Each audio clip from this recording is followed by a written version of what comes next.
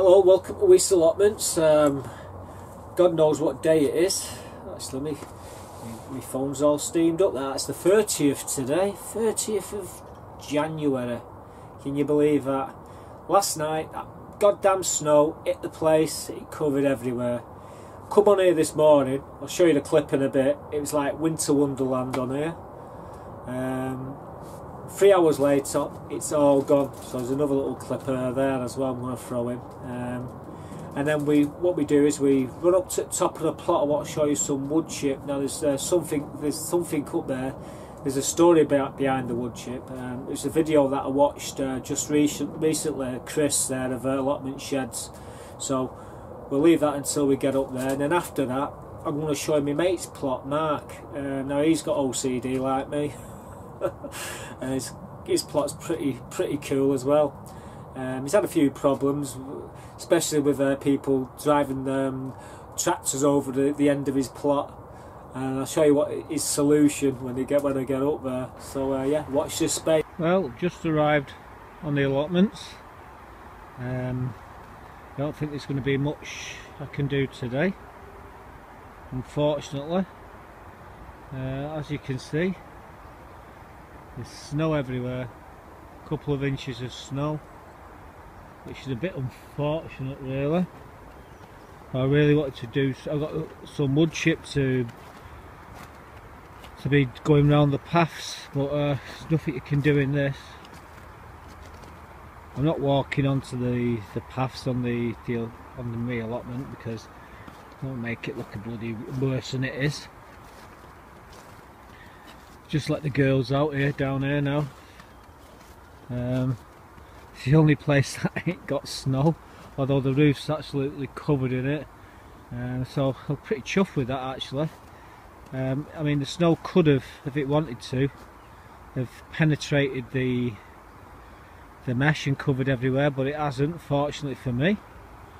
Although I do think the roof and having these blue sheets around the perimeters and what have you cut down a lot of it. However, the biggest mistake was leaving these this mesh on the beds.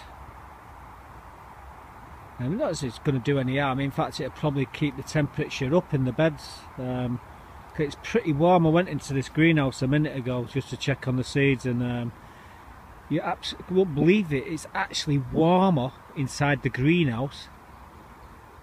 Oh, and when I say warmer, I mean a lot warmer. About 8-9 degrees warmer in each of the greenhouses. So basically the snow, what it's doing is insulating the greenhouses. It's not a bad thing really. And I've had snow on these nets before, and it's done absolutely no damage. You can see the garlic just sticking out the tops. These have took another hammering again here, these broad beans, unfortunately. And again down there the rhubarb took another hammering. There the girls. Well, a few of them anyhow. Like I said, I've just been in there. I'm quite surprised there's an egg so early on in the morning. There's one of the eggs. Nice big egg that. And that's the size I've been getting all the year through. Non-stop. Been getting 8 eggs a day. Sometimes I get 7. But majority of the time I get 8 eggs, and one's just going in there now. They tend to lay between now and 10:30, and then there's one that lays in the afternoon around about 2 o'clock. I don't know which one she is, I'm not too sure, but she's the awkward bugger. But I'll be coming back later on, and they've got plenty of water. They've got the egg layers pellets, and I've given corn, mixed that in with some oyster shell for calcium. So they're quite happy. Curious, they've never seen snow before. What they're doing is pecking at it. It's landed on the mesh. They're actually pecking at it. Actually, what I can see that one doing is actually pecking at the drops of water what's hanging off the chicken wire. Quite funny really watching them. Well, not 2 hours ago this was all covered in snow. I think there's the last bits there hanging in for dear life. Thought I'd come up and do the video now, because in the next hour this will all probably be gone. Now they can see the woodchip. It's only come yesterday. Now Mark's had a right old pile of it there to put on his paths, and anyone can take as much as they want. It's all free, like the horse manure. Remember the horse manure what was in here last week?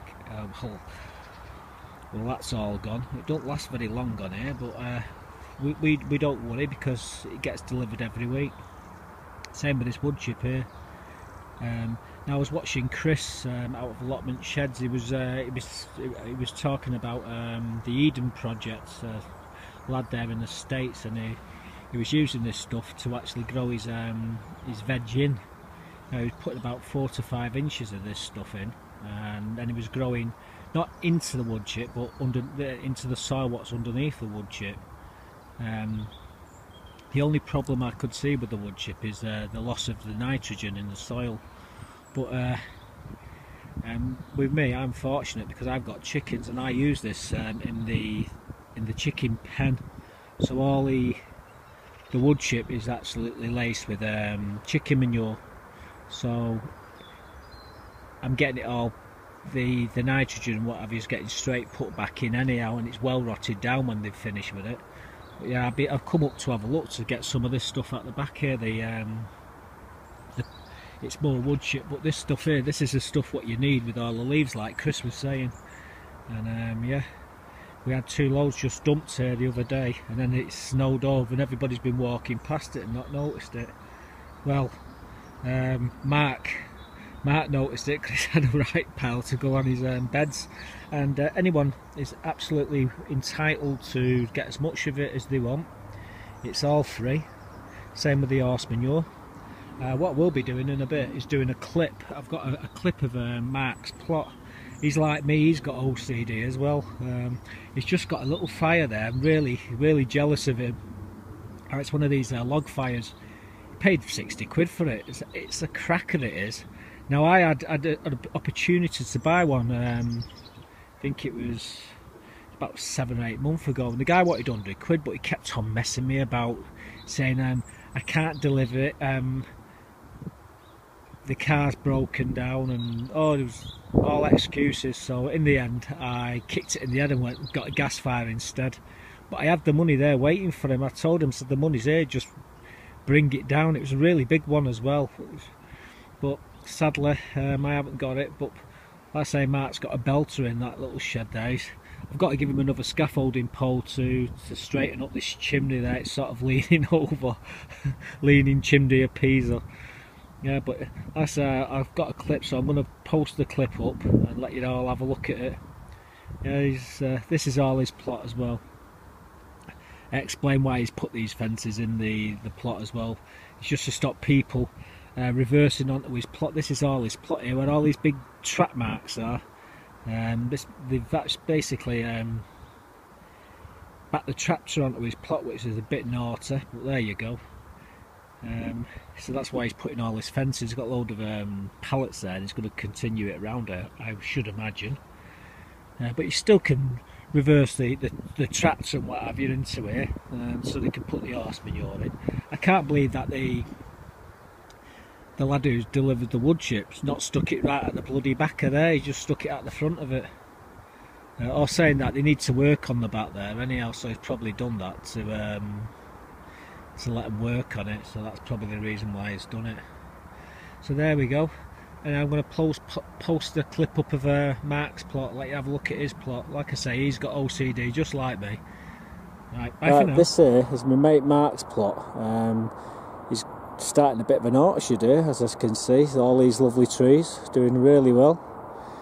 He's put all these pallets down here to stop people driving onto his plot. There was actually driving onto his plot. Now all this is his plot here, where all the grass is here. You come through here. He's done wonders actually. He's done a cracking job. As good as mine anyhow. Oh, I can smell them hops. Now this is the lad I was telling you about. He's got all his hops in here, and what he wanted to know was could you actually put the hops straight onto the top of the beds? But he's put them in here for the time being, so if anyone can answer me, answer the question, could he put like I say, the hops have been through the mill. Obviously, they've had made, I think it's some sort of stout or I can't quite figure what the smell is. But anyhow, the hard hops, and they're all in here. As you can see, they're all spilling out here at the moment. But he wants to know whether he can actually put them onto his beds. Now, these are his potato buckets. He seems to have amassed a few pallets there. He's like me, I've got a load of pallets. Now, he's got all his wood chip down here. He's done absolutely fantastic here. All his beds are all tucked up for winter. Like I say, he's covered them all up. That's it now for him until around about April. Then he'll have them all, take the covers off, and he'll have all his produce growing. There's one of his sheds. He has two, just like me. He's making a big, it looks like a cage here for his brassicas. He's got these big tubes. Obviously he's got another tube there that's going over. So that have all his brassicas, all his fruits in there, I think he says. So there's his other shed, with a platform all the way around it. And he's even got the bath. I'm looking for the kitchen sink, and we might have one of them here somewhere. There's his little greenhouse, and he's got his water butt. So he's even got a vice here. So he's got, his plot is absolutely spotless, just like mine. And there's a few of us like that. Very keen to keep his plots nice and tidy. And like I say, he's a shining example to the rest of them as well. So they look at his plot and they think to themselves, well, we've got to at least make some sort of effort. Like I said, he's got fruit trees in here as well. That looks like a blackberry, a black currant. That it could be a white currant, but black and red currant. I'm not too sure what that tree is there. Obviously, it's a fruit tree. Yeah, it's well maintained. I say he's going to have more time. He'll be retiring in the middle of the year, so he'll be giving this place. He'll be down here every day working on it. He told me he might be getting some chickens as well. Now, he's got plenty of places to put his chickens. He put a fence around here, and they could run around here. Put a pen at the back here for them all to run in, just like on the communal allotments. The problem with being on this end plot is the composting bays. Now, the trucks, when they deliver the horse manure and they deliver the wood chip, what they tend to have done was reversing onto his plot here, which is a bit naughty really. So he's literally put the fence here to stop them doing it. I think it needs a little bit of maintenance. See, this here, the cars can still come up to here, but they can't go down the bottom of the back of the allotments because it does get a bit wet down there. But it's all dried up now, so I can't see why they can't open it up and let people drive around. I think the next meeting's in about March, so we might bring it up and get the back part open up so we can drive his cars back round. But yeah, that's Mark's plot. It's absolutely fantastic. Should be proud of himself. I don't know what the hell that flag he's got up there, but there you go, something like Maltese or something. He isn't Maltese, born and bred Salfordian. Right, let's get back up to the potting shed. Well, we're back here, back in the greenhouse, where it's warm. Like I say, Mark's plot's really nice. He's going to have a lot more time to do his plot, like I was saying in the video there, in the earlier video. Nice lad, really is. And he watches all these YouTube videos. So like I say, if you can answer that question about the ops, let us know, will you? Because Mark watches the videos and he wasn't too sure whether he could put the ops straight onto the top of his raised beds, or it was best just to put them in the compost and let them rot down. Right, anyhow, I'm off. Gonna get going. Got plenty to do today. Like I say, I've had a right terrible day yesterday, putting the car through its MOT. It flew through it like. if it didn't fly through it, there'd be problems because it's a 12 plate. I'm only going to have it for another couple of months, not even a month, about 3-4 weeks. I'm getting shut of it, and I'm getting same model but diesel this time, 15 plate. It's got the new grill on it, the full focus we're talking about. I didn't want to get a petrol again because, well, I mean, it takes 2 gallons of petrol to start that car up. It's like giving beer to an alcoholic. It just goes in and goes in and goes in, basically, and you get nothing for it. There you go. The comparison was a bit harsh there, but you know, the car, terrible on petrol. So I'm going to try the diesel this time. I'll have a look at it, show it you when I've done. Basically, it's the same car really, with a different grille on it. Black full focus, tinted windows. Gets me from A to B. So what it's about. Yeah, so I get home from the MOT and realise I've got to go and pay the bloody TV licence now. I paid that. That was for £145.50. Who pays £145.50 for a TV that nobody watches in the house? Me! Unbelievable. Apparently, if you don't watch the TV, you don't have to pay for it. Well, thanks for telling us, my big brother, I should say my little brother. He tells me after I paid the bloody thing, you don't have to pay if you don't watch the TV. So yeah, apparently you can watch TV on the computer, but you can't watch it on your TV. You can watch it on your computer through your TV, but you can't watch it from your TV. Stupid rule that is, isn't it? Yeah, so anyhow, I just paid that, and then what she go and do? I gives her my pants to wash, and she blew the bloody washing machine up. So there's another couple of £100 I've just had to throw away. So yeah, it's been one of them days yesterday. I'm glad it's over and done with. However, I was very fortunate when the car went in for its MOT. They did wash the outside, and they actually hoovered on the inside. And guess what they give me? I got a rug for where my feet go. How nice of them, eh? I knew when they gave me that rug that there was something was going to happen afterwards. So yeah, unbelievable. Right, I'm going to get going. Like I say, Aaron, they're not your glasses. I don't know. Catch you later, folks. Au revoir for now.